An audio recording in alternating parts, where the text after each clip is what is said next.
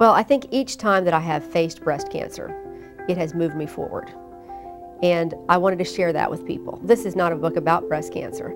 This is a book about life. We all face struggles. We all face things that we're afraid of. It's not until we get past that fear, I have learned, that we can truly heal. And that's what I've learned and what I hoped to share with people in this book.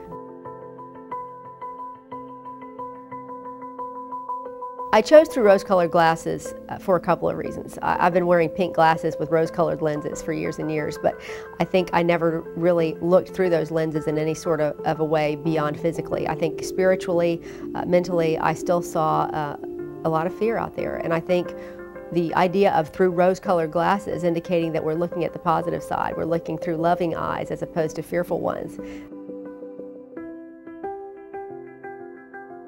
If men are immune to fear, that's fantastic. I don't buy it. I think everybody on earth is afraid of something, and I think that all of us face struggles in life, as I said, and also every time a woman is affected by something like breast cancer, a man is affected. If there's one comment that I heard more than any other after people read my first book, The Good Fight, was, I was so happy to be able to give this to my husband and say, this is how I feel.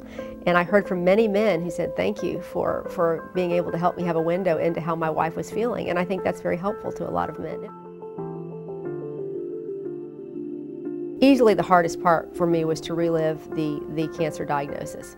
In fact, I remember having a conversation with my husband where I said, I'm just not sure I can do it. I'm not sure I can write it, because if I'm going to be real, I'm going to have to really take myself back there, and I just don't know if that's good for me. The easiest part was the end. I knew the ending of the book from before I started writing it.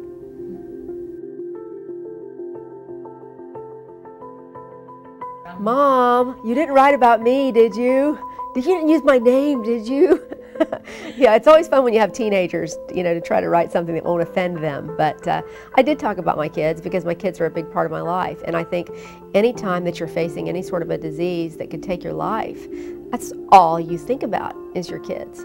So many people I've encountered, people I call everybody that I meet that has led me along the path just a great teacher. And that's really what I've had. I've had so many wonderful teachers. This is a book for people who love running and for people who have never run a step.